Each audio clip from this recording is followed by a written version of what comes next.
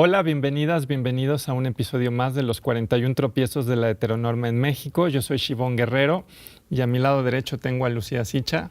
Hola, ¿qué tal? ¿Cómo les va? Muy contenta de estar acá nuevamente. Y conmigo también del lado izquierdo tengo a Salvador Iris. Salvador. Hola, ¿qué tal? Pues un gustazo estar nuevamente con ustedes. Y bueno, el programa de hoy es sobre las así llamadas ECOSIG o antes terapias reparativas, y nuestro invitado que vamos a presentar antes de irnos a una cápsula es Iván Tagle. Él es director general y fundador de YAG México. Iván, bienvenido. Muchas gracias, estoy muy feliz de estar con ustedes, así, estrellas que brillan en toda la noche y oscuridad en nuestras casas. Gracias por estar aquí, gracias por la invitación. Y bueno, yo a Iván lo conozco desde hace muchos años, es un gran activista que ha luchado también por la comunidad, sobre todo por la parte más joven de la comunidad LGBT. Y bueno, vamos a ver la siguiente cápsula. Los esfuerzos para corregir la orientación sexual e identidad de género, ECOSIG, también conocidos como terapias de conversión, se realizan en todo el mundo desde principios del siglo XX, cuando se consideraba que la homosexualidad era una enfermedad mental. A través de diversos métodos, considerados por organismos internacionales como la ONU, de tortura, se busca que el paciente se sienta culpable y se intenta crear animadversión hacia las prácticas homosexuales. Las terapias de conversión obligan a modificarse a través de ejercicios brutales, como violaciones a mujeres o con electrochoques en los genitales. Hasta el Consejo para Prevenir y Eliminar la Discriminación, COPRED, llegó una mujer que hace tiempo fue víctima de una cirugía en el cerebro para curar su lesbianismo. En México hay pocas denuncias respecto a estos casos, porque las víctimas generalmente son menores de edad, niños y adolescentes que sienten vergüenza de la experiencia que vivieron. No denuncian porque suelen ser sus familias las que los someten a estos tratamientos. Las terapias de conversión constituyen prácticas discriminatorias y violencia hacia las personas de la diversidad sexual. El 24 de junio de 2020, el Pleno del Congreso de la Ciudad de México aprobó las reformas al Código Penal local para tipificar los contratos, tratamientos, terapias o servicios, tareas o actividades que pretendan corregir la orientación sexual o identidad o expresión de género, llamadas terapias de conversión o ECOSIG, esfuerzos para corregir la orientación sexual y la identidad de género, y que atentan contra el libre desarrollo de la personalidad e identidad sexual de las personas en la ciudad. El dictamen fue aprobado en lo general por 49 votos a favor, 9 en contra y 5 abstenciones.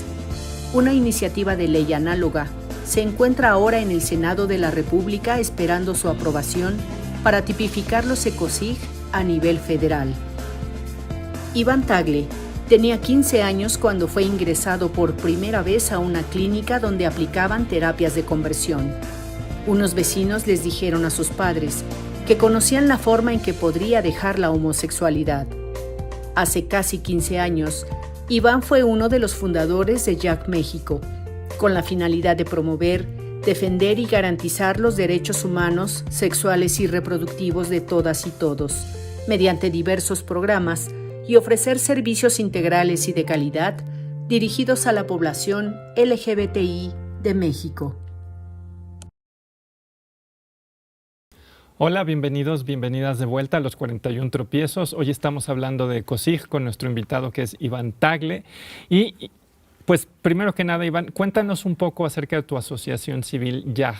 ¿Cómo nació? ¿Por qué se llama YAG? ¿A qué se dedican?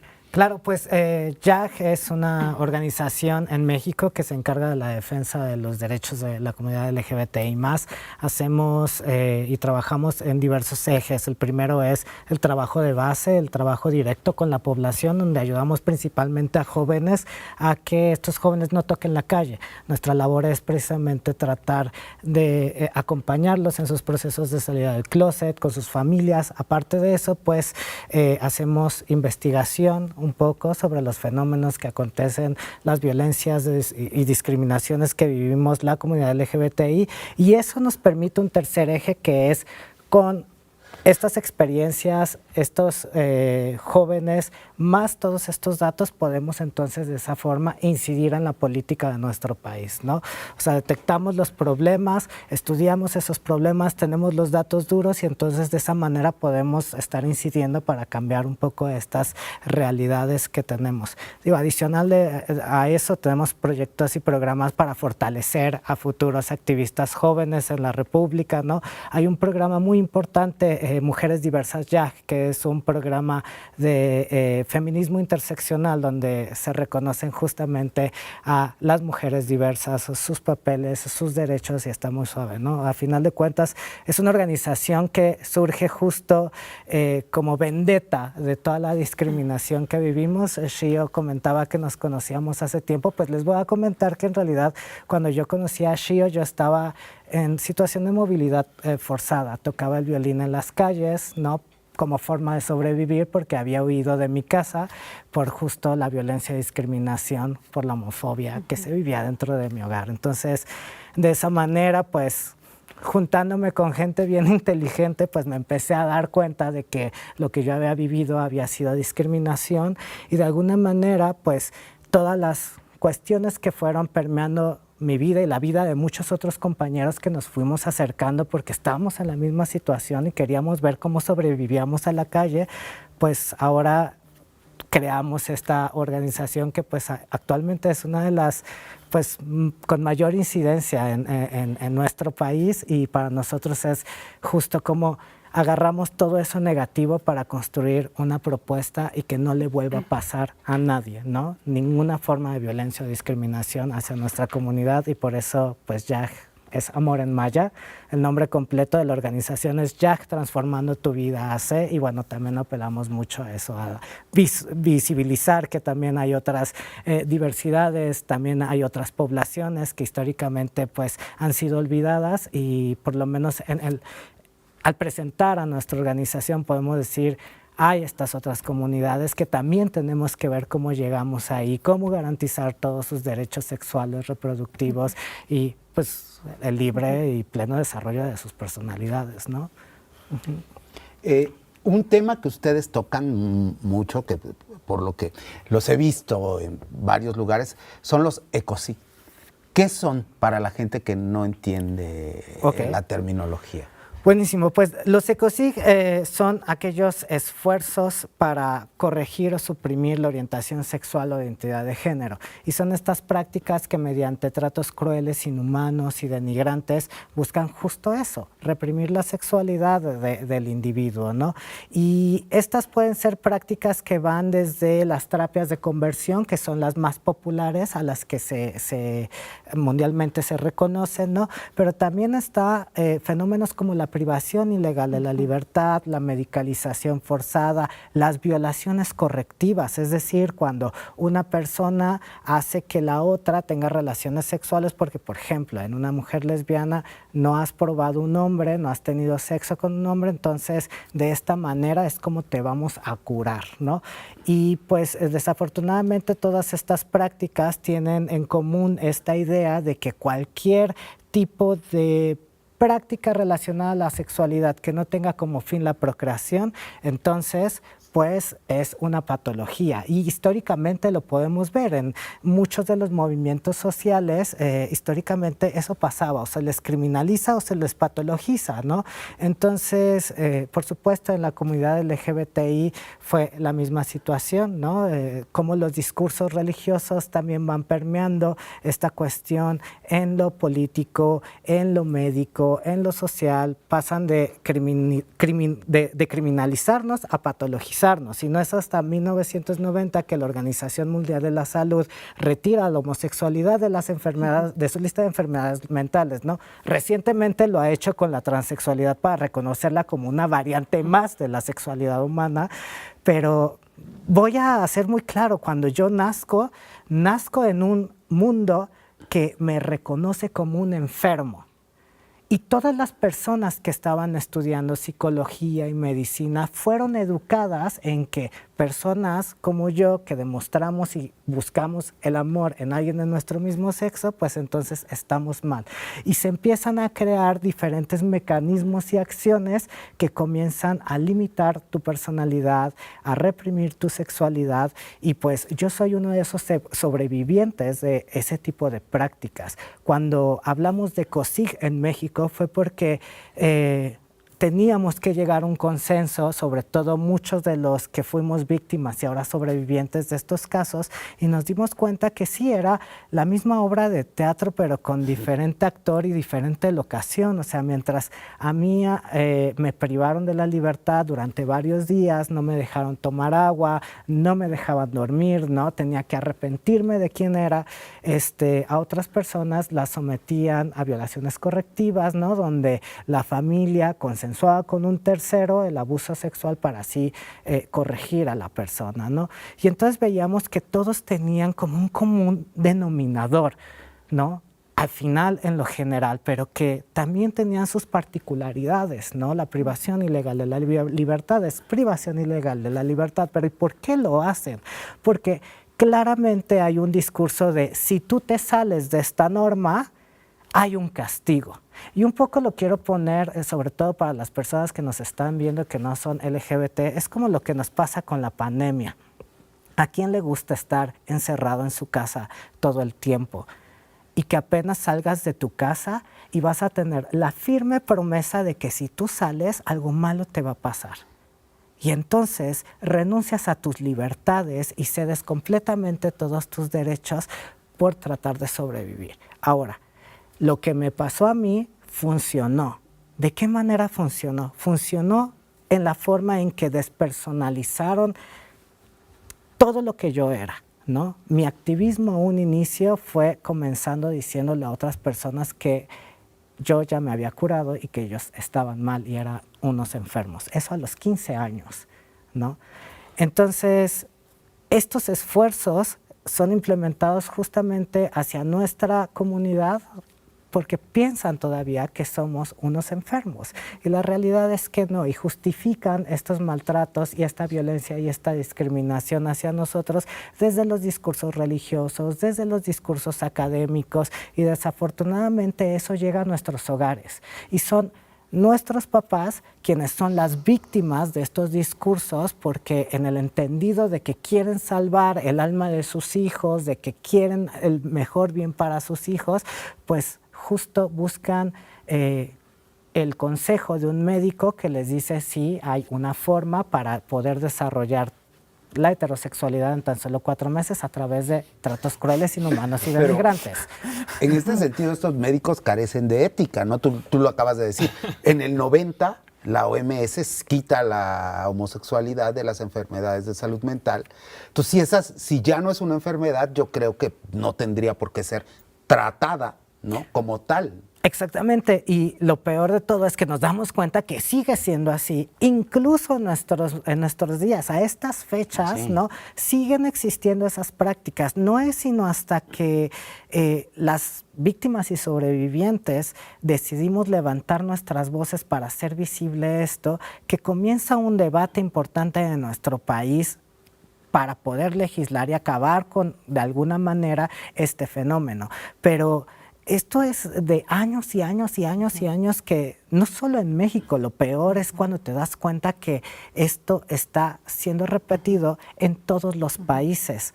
Y entonces te das cuenta que ya es un problema muy estructural, es un problema mayúsculo en el que sí tenemos que voltear y empezar a platicar sobre esto, porque existen, como les decía, un montón de maneras, formas. Tú hablabas de los profesionales de la salud mental, ¿no? Pero en su mayoría también no son profesionales de la salud mental. Puede ser el carnicero, puede ser el oftalmólogo, puede ser incluso pues tu propia mamá o tu propio papá o el compadre, ¿no? El tema aquí es la idea que se tiene de que nosotros estamos mal por ejercer nuestras libertades. Y eso es algo que tenemos que cambiar, y tenemos que cambiar, uno, alzando la voz y diciendo esto a mí me pasó, ¿no? Y esto no está bien.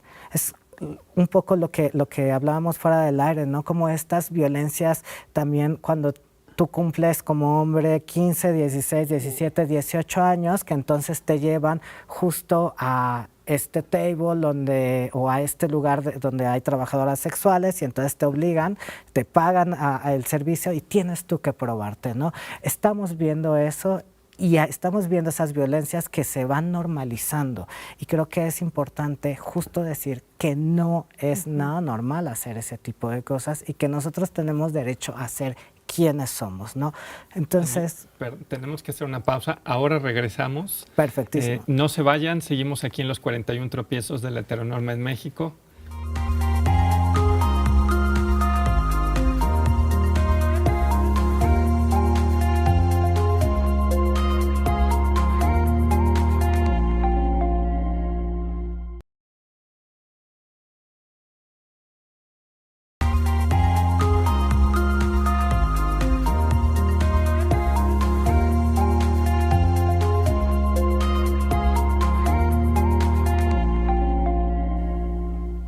Bienvenidas y bienvenidos de vuelta a los 41 tropiezos de la heteronorma en México. Hoy estamos hablando de ECOSIG con Iván Tagle y Lu, te doy la palabra. Bueno, Iván, un placer escucharte. La verdad, dijiste un montón de cosas súper importantes, pero me gustaría profundizar más en algo que es desconocido, no solamente para las personas que no son de la comunidad LGBT, sino para las mismas personas que somos de la comunidad y a veces no sabemos que hoy en día el tema ECOSIG está en efervescencia, de alguna manera. Y quería que nos contaras un poco la situación legal en México, en Ciudad de México y en México en general. Bueno, qué interesante pregunta es. En cuestión legal tenemos afortunadamente una constitución hermosísima, ¿no? Yo creo que de las más lindas a nivel internacional que reconocen nuestros derechos, pero desafortunadamente hay una falta y falla en el Estado de Derecho, lo que hace muchas veces que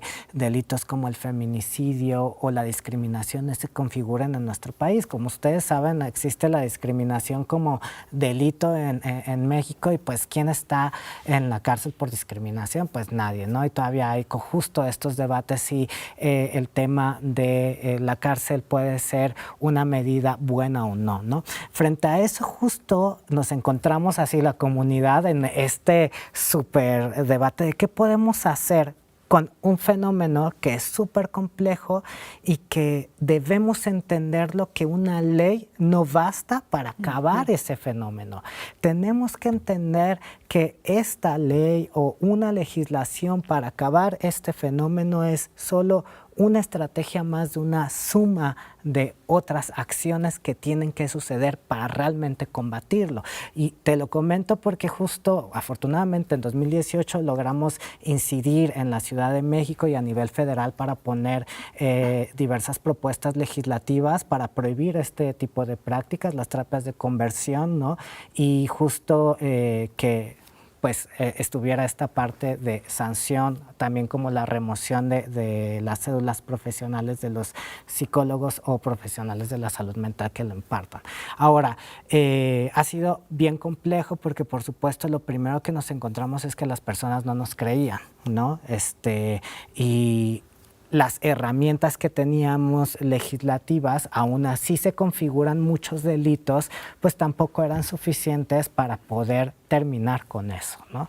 Entonces, bueno, proponemos la ley en 2018, tanto en el Senado de la República como en Ciudad de México. Afortunadamente, el año pasado en Ciudad de México se legisla y se aprueba como por primera vez en todo el país. La Ciudad de México fue la primera en reconocer esto como un delito. Se aprueba además en un contexto bien complejo, ¿no? En una de las peores catástrofes que estamos viviendo como humanidad, y cómo haces para garantizar y estar avanzando también como derechos, y cómo haces para que este tema se vuelva importante. Y creo que se vuelve importante también y ayuda en su coyuntura porque se comienza a hablar sobre la importancia de la salud mental, ¿no? Y me parece que estar hablando también de ECOSIG es plantearnos justo esta premisa de qué tipo de acceso a la salud mental las y los mexicanos merecemos y necesitamos, aquella que esté basada en los principios rectores que diga la Organización Mundial de la Salud, o aquella que esté basada bajo los prejuicios del tarot, la Biblia, el Corán, no sé, name it, lo que tú puedas poner. Y entonces me parece que México se tienen que dar también esos debates sobre la salud mental, porque es un derecho de todos, ¿no? Y de qué manera podemos acceder a ella. Entonces, afortunadamente pasa en la Ciudad de México y eso empuja a que el Estado de México la apruebe. Estamos en el Senado avanzando muy lentamente, no como nos los esperábamos. Esperamos realmente el compromiso de los legisladores para que pues cumplan con lo que se nos ha prometido, que además es esta promesa de respetar los derechos humanos. Es una obligación del Estado, es una obligación de México y sobre eso tenemos que ser muy claros. Pero también esto nos ha brindado una oportunidad increíble de que el tema se exponga y que podamos estar incidiendo en otras esferas y de otras maneras, por ejemplo, el gobierno de Jalisco, ¿no? Es súper importante ponerlo sobre la mesa. Es un gobierno que en los últimos días... ¿Nos podrías contar un poco de los antecedentes? Porque quizá el público no está enterado, pero han habido casos desafortunados de personas privadas de la libertad por las ECOSIG. Quizás nos podrías dar eso para luego dar el contexto de Jalisco. Perfecto, pues como les decía, muchos empezamos a alzar la voz. Eso fue vital en México y en este movimiento, porque entonces otras personas dejan de normalizar la violencia y comienzan a señalar esto como lo que es, un delito, una mala práctica, y entonces se dan cuenta que no, porque, ojo, a mí me pasó y yo cuando viví ese tipo de situaciones lo que pensé es que me lo merecía y por eso no denuncié. Ahora, en las últimas semanas, en el último año, hemos tenido estas denuncias que se han vuelto mediáticas donde privan de la libertad a personas, ¿no? 2 casos específicos en Jalisco hemos tenido donde es el mismo espacio, el mismo lugar, y que nosotros ya habíamos monitoreado también en Jalisco, que desde administraciones pasadas financiaban a estas personas para que hicieran eso. El 17 de mayo conmemoramos, como bien lo decíamos, un inicio, ¿no? Que se quita de la lista de enfermedades mentales a la homosexualidad, ¿no? La OMS la quita, y ese 17 de mayo hicimos una mesa muy interesante con el gobierno de Jalisco, donde por primera vez un gobierno en México reconoce que estuvo financiando a estos grupos para ejercer estas prácticas y que además tiene todos los elementos en este momento para poder configurar un delito, ¿no? Y estrategias y rutas que no necesariamente sea a través de lo legislativo. Recordemos la división de poderes. Una cosa es el gobierno estatal y otra cosa es el poder del gobierno legislativo. Entonces, si el legislativo no quiere legislar sobre esto, tenemos que hacer que el gobierno genere acciones pertinentes para que acabemos con este fenómeno. No puede en México nadie privarte de tu libertad por ser homosexual, por ser lesbiana o por ser trans. Nadie puede aplicarte medicamento que tú no quieras si no es para una cuestión de afirmación de tu identidad, ¿no? Entonces, es bien complejo y ahorita estos gobiernos tienen esa oportunidad. Me parece que si no tuviéramos estos espacios para hablar de este tema, no podríamos estar avanzando como lo hemos avanzado. Por ahí, por ejemplo, está empresas como Google México, ¿no? Donde vemos que todas estas personas publicitan estos delitos, ¿no? Como la cura, y nuestras familias se meten a Google a buscar, y me parece que es importante también, más allá de las leyes que estamos viendo que nuestro país, desafortunadamente por la falta de Estado de Derecho, son inoperantes, pues tenemos que ponernos creativos, pero sí tenemos que tener un piso respecto a la legislación. Aún así no sea tan efectiva, necesitamos que nuestra Constitución reconozca explícitamente lo que puede o no puede hacerse en torno a la diversidad sexual. Comentarles que para nosotros el hecho de que se aprueben estas leyes es una reparación integral del daño que se nos hizo. No solo a nosotros, sino históricamente. ¿Cuántas personas en la historia de nuestro México no fueron sometidas a algún esfuerzo para reprimir su sexualidad? Un montón. Y entonces, la materialización de estas leyes, la materialización de estas acciones, nosotros lo tomamos justo como eso, como una reparación integral y una deuda histórica que nuestro país nos tiene que hacer y reconocer hacia nuestra comunidad. Y tenemos que luchar para ello, ¿no? Hay una cosa ahí que siempre me llama la atención en estos temas en particular, que porque existen alrededor de esto como ciertos prejuicios y ciertas ideas. Básicamente, entiendo que es un gran grueso de la población el que es afectada por los ECOSIG, pero menores. Hay muchos, seguramente es el mayor número de gente que sufre este tipo de violencias, porque eso es lo que son, violencias, ¿no? ¿Qué pasa con la legislación? Porque se tiene la idea casi siempre de, pues yo soy el papá, y entonces como él es un menor, pues él podrá decir lo que quiera, pero pues yo tengo la última palabra y yo tengo la autoridad. Por lo tanto, lo puedo privar de su libertad, lo puedo obligar a tomar el medicamento que yo diga, lo puedo mandar a terapias de todos los niveles, lo sabemos. ¿Qué pueden hacer estos menores? ¿Qué pasa? ¿No? Ok, eso es súper importante que lo comentes porque si efectivamente la mayoría de este tipo de prácticas, las víctimas son las y los jóvenes, ¿no? Menores de edad, que además cuando nosotros salimos del closet lo que buscamos es la aceptación, el cariño y el amor de nuestros papás, ¿no? Y una denuncia hacia nuestros papás nos distancia completamente de lo que queremos cuando compartimos quiénes somos y a quienes amamos.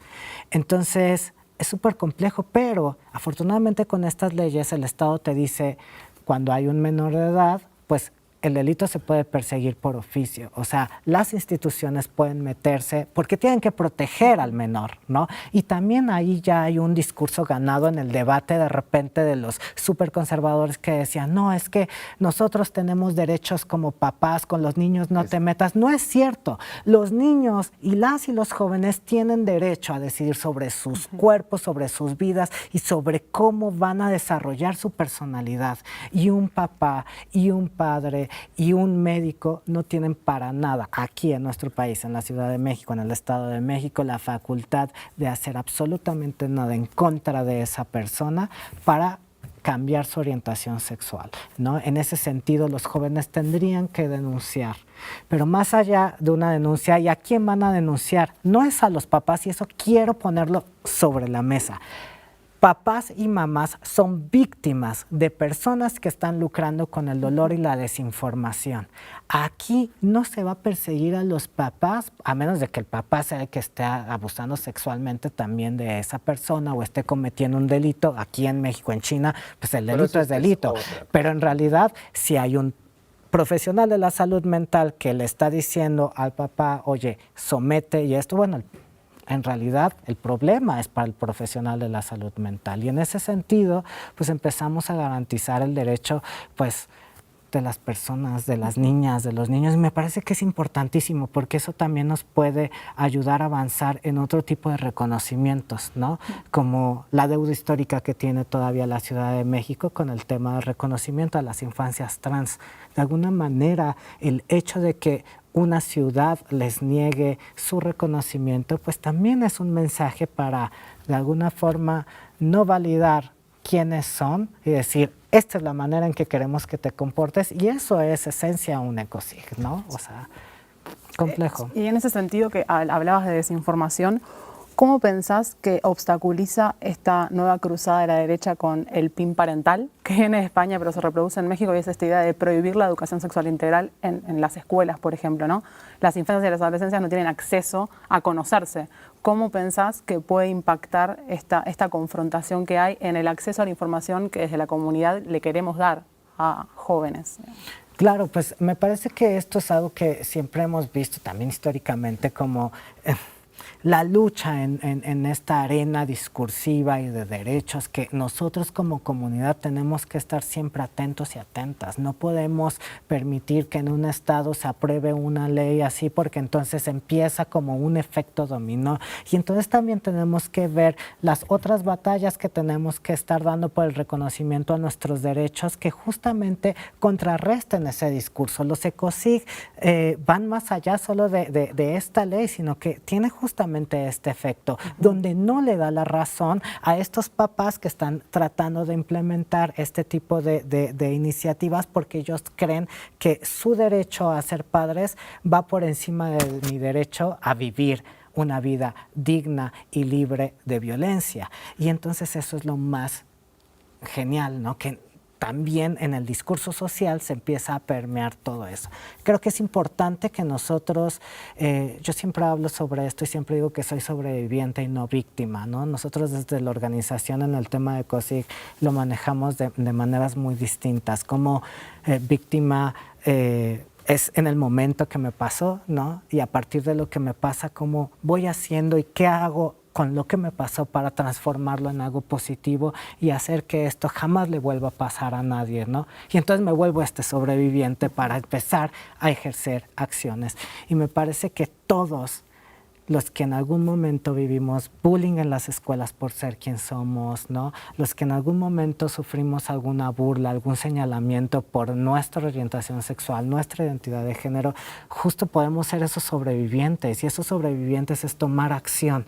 Entonces es tomar las escuelas, tomar las aulas, porque la información no necesariamente viene de nuestros papás, aprendemos sobre la sexualidad con nuestros amigos en el aula, y es ahí donde nosotros también tenemos que estar, ¿no? Ser creativos en la respuesta de cómo buscar posicionar nuestros derechos y reivindicar nuestra existencia, ¿no? De una manera alejada a todo el estigma y los prejuicios que históricamente nos han enseñado, y que esos prejuicios justo orillan a las personas a dañarnos y a someternos a los terribles tratos que, como en la época del nazismo, se materializaron, ¿no? Y que actualmente seguimos. En México siguen privando de la libertad a las personas, siguen abusando sexualmente de las mujeres lesbianas, ¿no? Sobre todo por este pensar de pues así te vamos a cambiar, porque sigue existiendo el prejuicio y la desinformación alrededor de nosotros. No somos unos enfermos, no somos unos criminales, somos seres humanos que trabajamos, que estamos, que convivimos, que existimos, y todas y todos nosotros merecemos los mismos derechos, ¿no? El derecho a decidir a quién quiero amar, sin el miedo de que eso me conlleve justo a privarme de la libertad, a no poder dormir, a perder a toda mi familia y todo lo que he construido.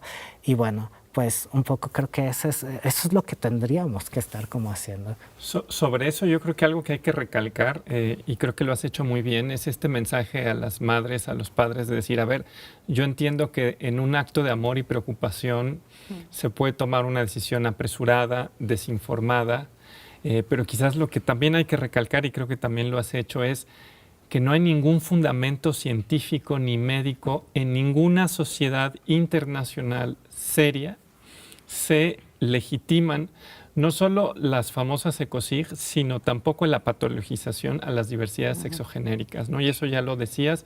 Yo sí quiero recalcárselo un poco a la audiencia que nos está escuchando, porque también hay mamás, hay papás, hay maestras, maestros, y desafortunadamente, y eso creo que todos aquí en esta mesa lo sabemos, muchas veces el amor y la preocupación y la falta de información llevan en efecto a que haya un mal consejo de parte no solo de profesionales de la salud, sino a veces también de gente que no tiene ninguna preparación, pero que se escuda en discursos presuntamente expertos y que no lo son, Claro. y que pueden incluso hacer una mezcla de discursos científicos y religiosos, y que lo que le prometen a los padres es una curación, pero aquí hay que enfatizar que no hay nada que curar, que es uno de los lemas que ustedes tienen, que no hay ninguna sociedad científica ni médica seria que considera que hay alguna patología, y que además el consenso es que no sirven para nada y que pueden generar trastornos profundos, ¿no? Se nos acaba el tiempo, nos queda todavía un bloque más, no se vayan, sigan con nosotros, con nosotras aquí en los 41 tropiezos de la heteronorma en México.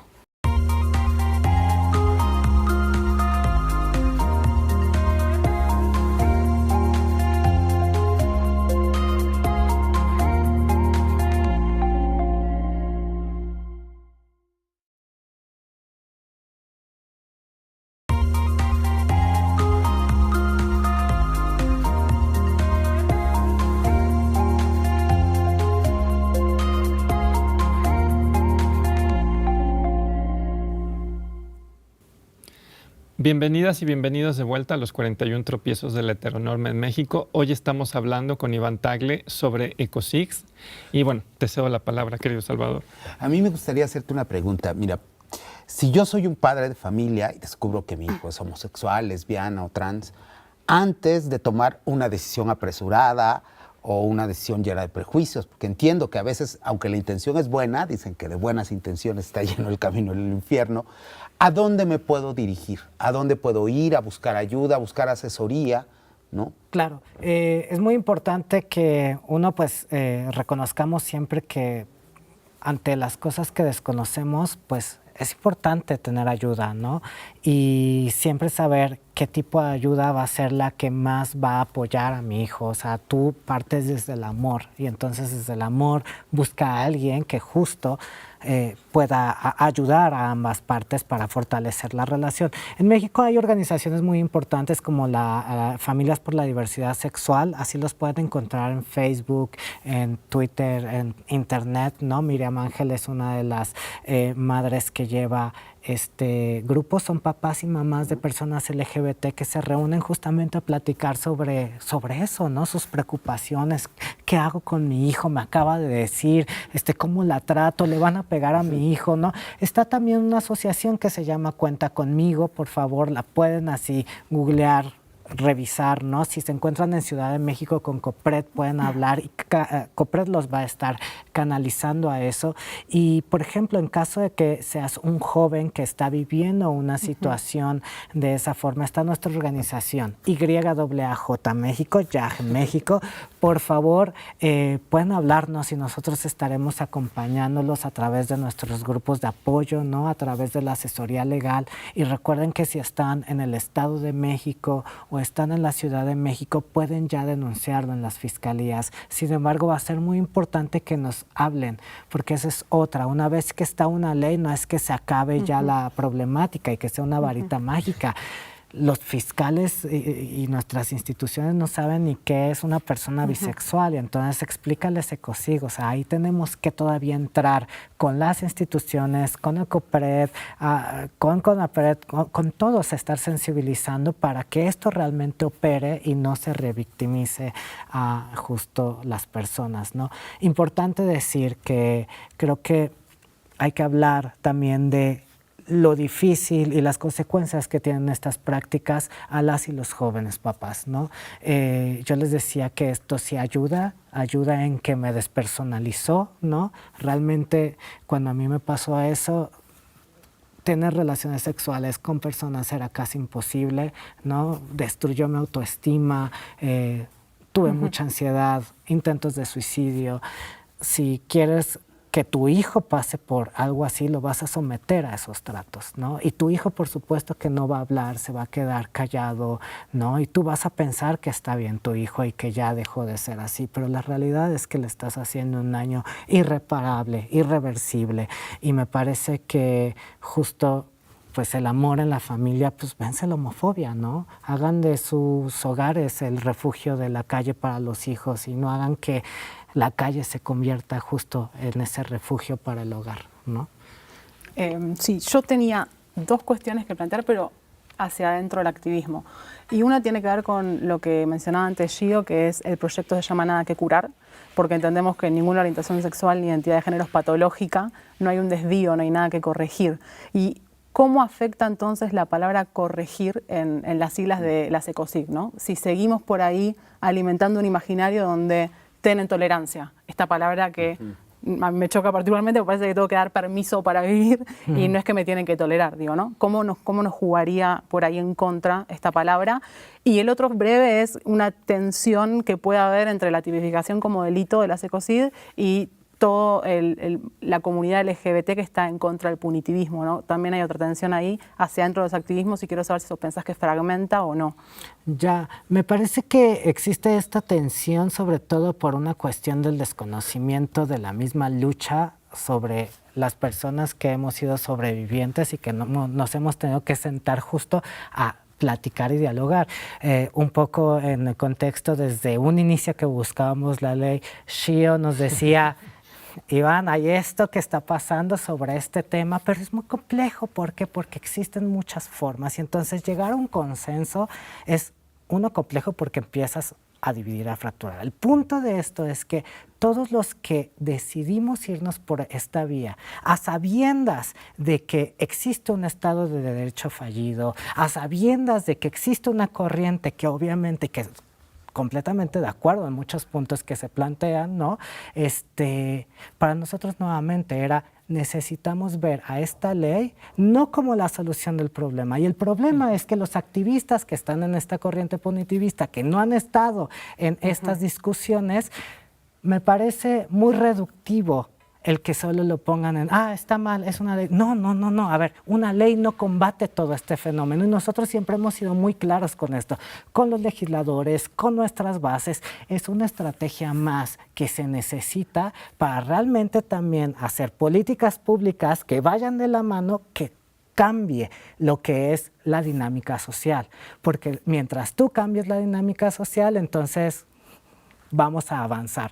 Ahora, para nosotros desde Yagiel, porque empezamos a empujar sobre esa línea, fue porque queríamos que el Estado reconociera esto como un delito, porque a partir de ello el Estado tiene la obligación de prevenir el delito y tiene la obligación de generar mecanismos para garantizar la no repetición, ¿no? Y esas personas que únicamente se sientan en una silla para decir, eso está mal, eso es punitivista, no están haciendo absolutamente nada fuera de esa silla para combatir el fenómeno directo, ¿no? Porque, está mal, pero ¿qué acciones vas a tener? No, sí, deberíamos hacer algo más, pero si el Estado no responde, por lo menos yo ya tengo todas las herramientas para decirle, este es un delito que reconociste, ahora tu obligación es cómo se previene. Si las fiscalías no están sensibilizadas, pues es hora entonces de comenzar a hablar sobre esto para configurar un delito. Y si no se configura el delito, por lo menos estamos sensibilizando a la gente, por lo menos podemos ya entrar a las universidades públicas,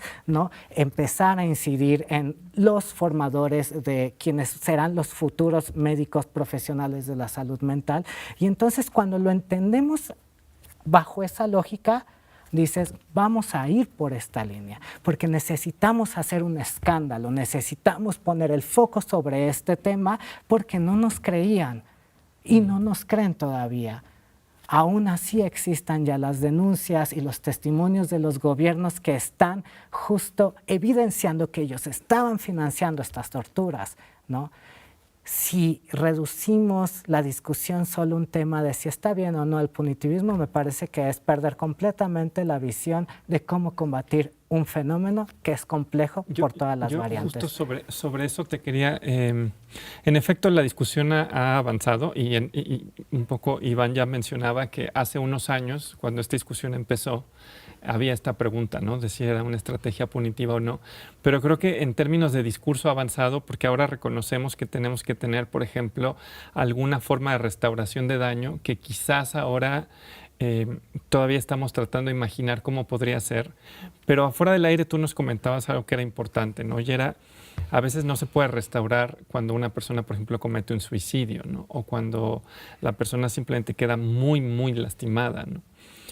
Y que también había que contemplar quizás esos escenarios y sobre todo lo que mencionabas de Jalisco y las administraciones anteriores, y hay que recalcar, no estas, sino las anteriores, donde el Estado estaba financiando estas propias terapias reparativas, estos ecocigs, donde de alguna manera esto de alguna forma señala al Estado como un agente que comete delitos. Muy importante, ¿por qué necesitamos una ley así? Porque entonces, si nosotros reconocemos en la ley que eso es un delito y en México alguien del Estado hace ese delito, nosotros podemos configurar la tortura. En México la tortura únicamente se considera solo de un servidor público, funcionariado público hacia una persona, tiene que ver con narcotráfico, crimen organizado, no es como que si yo ahorita te torturo no me puedes denunciar por tortura, o sea, jamás va a pasar.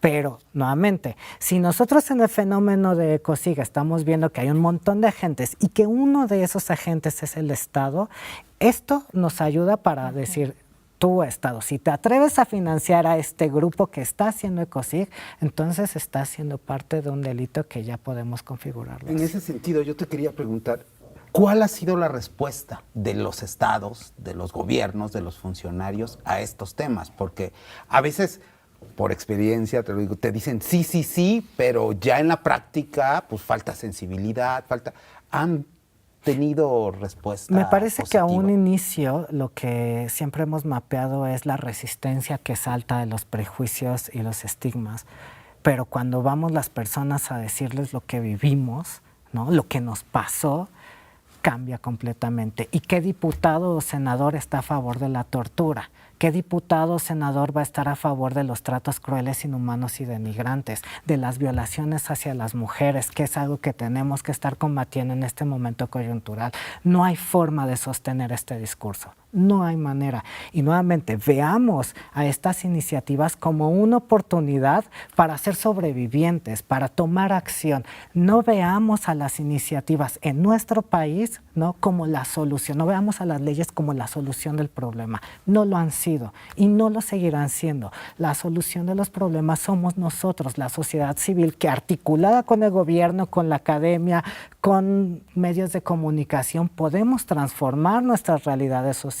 Nuevamente, reducir este tema en es punitivista, me gusta o no, me parece que es bastante simple, es mayor y muy complejo el tema, donde justo como hablábamos, también nos brinda esta oportunidad de la reparación integral del daño. Por ejemplo, a ti, papá, que llevas a tu hijo a un psicólogo para cambiar su orientación sexual, para suprimirla, y tu hijo termina suicidándose, ¿cómo entonces vas a obtener tú esa reparación del daño como papá?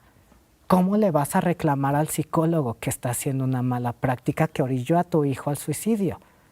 Y entonces, ¿qué pasa cuando tu papá o cuando las víctimas lo que dicen es, oye, yo no solo quiero que me pague una cuestión administrativa porque se murió, yo quiero justicia? Y me parece que esas personas también tienen derecho, ¿no? Y que yo no soy nadie como organización para decirle, te voy a quitar ese derecho porque estás mal. Yo pues ofrezco las formas, los mecanismos, pero no nada más eso, sino también la manera en cómo sí podemos avanzar para realmente cambiar y transformar las dinámicas sociales, porque ahí está el verdadero reto para cambiar ahí y ustedes acabar hacen un los montón de ecocidios. cosas con universidades, porque digo, perdón que te interrumpa, pero se nos va a ir acabando el tiempo, pero sí quisiera que nos hablaras del trabajo que desde YAG han hecho en las universidades en general para volverlas espacios libres de discriminación. Claro, para nosotros es súper importante estar trabajando dentro de estas instituciones académicas, porque justo trabajar en las universidades implica que las personas que van a estar inmediatamente en el campo laboral van a tener un conocimiento formal, ¿no?, empático, con base a derechos humanos, de qué es la diversidad sexual, la identidad de género, qué son los derechos a la no discriminación, derechos humanos. Entonces, en ese sentido hemos visto que es una gran área de oportunidad a partir también de las iniciativas, los trabajos que hemos hecho con Naciones Unidas, con el Alto Comisionado, el incidir así de ONU, ayúdame y ven a la Ibero o a la UNAM, y hay que hablar sobre las terapias de conversión para los futuros profesionales de la salud mental, y entonces tienen un acercamiento muy distinto a lo que siempre habían tenido, y eso es indispensable, estar trabajando en la educación y nosotros nuevamente tomar parte y acción de, creo que es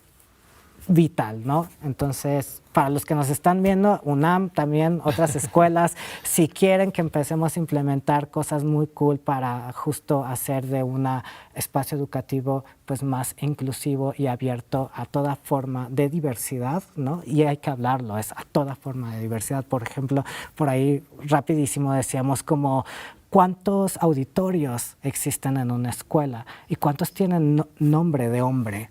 ¿Por qué no hay auditorios con nombres de mujeres? Y ir trabajando en esas pequeñas acciones nos ayuda también a abrir justo el camino al reconocimiento a la diversidad sexual y de género. Siempre lo he dicho y estoy convencido de esto.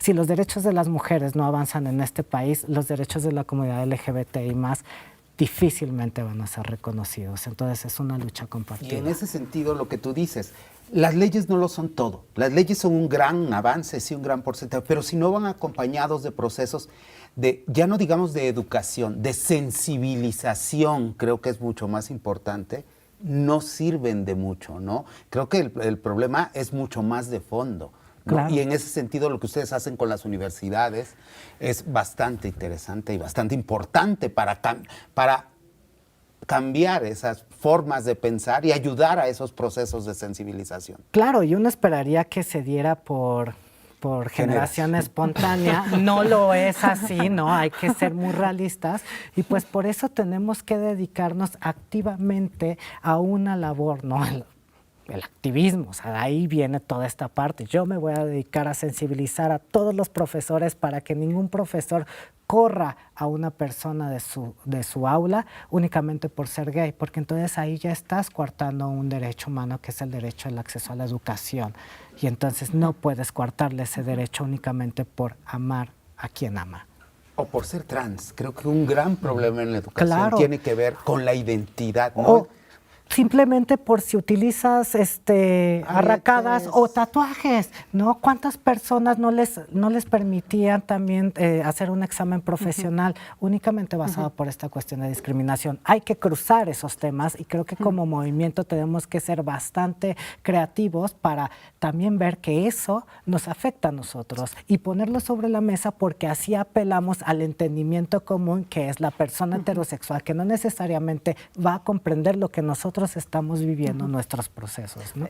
En ese sentido, Iván, quiero volver al tema de la palabra corregir. Digo, ¿cómo es reemplazable? Digo, ¿afecta o no? Porque a través del discurso también se va cambiando esta idea de hay una comunidad que en realidad estamos defendiendo derechos que la comunidad quiere en torno al resto de la población. Entonces, esa palabra a mí me hace ruido porque ¿cómo hacemos para construir nuevos valores? Porque de vuelta no es la ley, que diluyan esta idea de la comunidad LGBT está con una situación no normativa que hace que el resto tenga tolerancia y tengamos que agradecer, ¿no? ¿Cómo romper con eso? Tienes 30 segundos Me parece que el lenguaje es siempre, no es algo fijo, es de nosotras, de nosotros, no es la primera vez que escucho este señalamiento. Nosotros ahora cada vez que hablamos sobre COSIG, hablamos sobre suprimir.